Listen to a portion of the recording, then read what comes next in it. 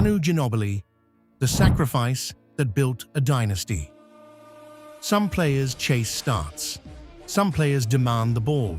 Some players need the spotlight. Manu Ginóbili chased wins. He chased championships. He chased the opportunity to be part of something greater than himself. He could have been a full-time starter anywhere in the NBA. He could have gone to a team that needed a primary ball handler. He could have demanded the role of franchise player. But for the Spurs dynasty, he chose sacrifice. He chose to come off the bench when he could have started. He chose to accept a role that made the team better, even if it meant fewer points and less attention. And before America truly understood him, before the basketball world fully recognized his genius and winning Olympic gold, this is the story of Manu Ginóbili, the ultimate draft steal, the ultimate dynasty weapon. Emmanuel David Ginóbili was born on July 28, 1977, in Bahia Blanca, Argentina, a basketball city, a hard-nosed city, the kind of place that teaches you to compete before you ever dream of anything else, the kind of place where basketball is not a luxury or an entertainment. It is a way of life. Manu's game was not built to look pretty. It was not built for highlight reels or Sports Center clips. His game was built to break defenses. It was built on angles and timing and controlled chaos. It was built around one of the craftiest left hands the sport has ever seen. From the beginning, Manu understood something fundamental. Basketball was not about looking good, and basketball was about winning. Before the NBA ever embraced international stars, before the league truly valued players from overseas, Manu was already becoming one of the greatest international players in the world. He played professionally in Argentina. He played professionally in Italy. And that European game sharpened every edge of his craft. In Europe, he did not just win. He dominated. He became a Euro League champion in 2001. He became a Euro League Finals MVP in 2001. He became an Italian League champion in 2001 and 2002. He was an Italian League MVP. And by the time he was ready to enter the NBA, Manu Ginóbili was already an elite player. He was already a proven winner. In 1999, the NBA draft took place. Manu Ginóbili was selected in the second round, pick number 57 overall, by the San Antonio Spurs. Most fans could not even pronounce his name. Most scouts had never heard of him. Most teams passed on him multiple times. But the San Antonio Spurs understood something, that they had just drafted the future heartbeat of their dynasty. When Manu finally arrived in San Antonio, the Spurs already had stability, and they had Tim Duncan, one of the greatest power forwards ever to play the game. They had a culture, they had a system, they had a winning tradition. But Manu brought something else. He brought unpredictability, he brought creativity, he brought a different dimension to their offense. Tim Duncan was structure. Tim Duncan was the foundation. Tony Parker was speed. Tony Parker was quickness and penetration. But Manu was the storm. Manu was the element that could not be predicted or controlled. He could beat you with his scoring. He could beat you with his passing. He could beat you with his defense. And in the playoffs, when everything matters, storms decide championships. The Spurs won 4 championships with Manu as part of their roster. In 2003, 2005, 2007, and 2014, and the San Antonio Spurs won NBA championships. And in every single one of those runs, Manu Ginóbili was essential. Here is what made Manu different. Here is what separated him from so many other talented players.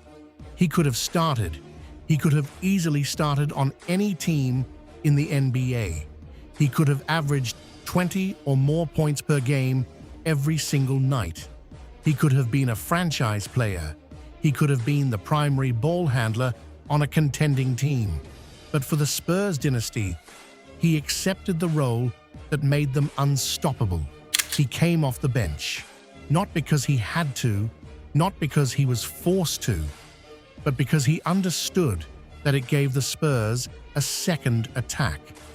While other teams survived minutes without their stars, San Antonio punished you. When Duncan rested, when Parker rested, Manu was still there. Then Manu was still scoring. Manu was still making plays. Manu was still defending. In 2008, the NBA finally had an official name for what Manu was doing. Sixth Man of the Year. He won the award. But that award almost undersells what he was accomplishing. Manu was not just the best bench player in the league. He was one of the best players in the entire NBA. He was not a reserve who got garbage time minutes. He was a closer. He was a player who came into crucial playoff games and delivered in the biggest moments. But he made winning look creative. He made the game look easy. His Euro step became legendary. And he did all of this while accepting a role that most superstars would never accept. And then came 2004. Athens, the Olympic Games. Manu Ginóbili did not just win. He led a basketball revolution, but with execution, with toughness, with discipline, and with belief. He was the player who made the biggest plays in the biggest moments. When the final buzzer sounded, when the game was over, Swiss Argentina stood on top of the world with Olympic gold. Manu was named the Olympics MVP. That run was not just a trophy. That run was not just a moment. That run was proof that Manu Ginóbili belonged with anybody, anywhere. It was proof that he was one of the greatest basketball players in the world. It was proof that international basketball had arrived. By 2014, the San Antonio Spurs put the final stamp on their era. That team, in 2014, was not just great. It was beautiful basketball. It was basketball played the right way. It was basketball built on ball movement, on spacing, on making the extra pass, on playing as a team. And there was Manu Ginóbili, still there, still sacrificing, still impacting, still winning. He was older now. He was past his prime in terms of athleticism, but his basketball intelligence was sharper than ever. His ability to read the game was better than ever. 4 championships, 1 dynasty, and Manu was essential to all of it. He was the constant. He was the player who adapted to every era of the Spurs' success. Pick 57 became a Hall of Fame legend. Manu helped globalize the NBA in a new era. He proved that international players belonged at the highest level.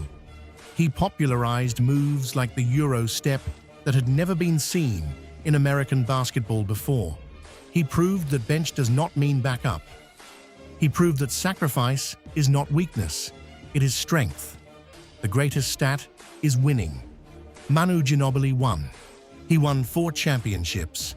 He won an Olympic gold medal. He won the respect of everyone who ever played against him.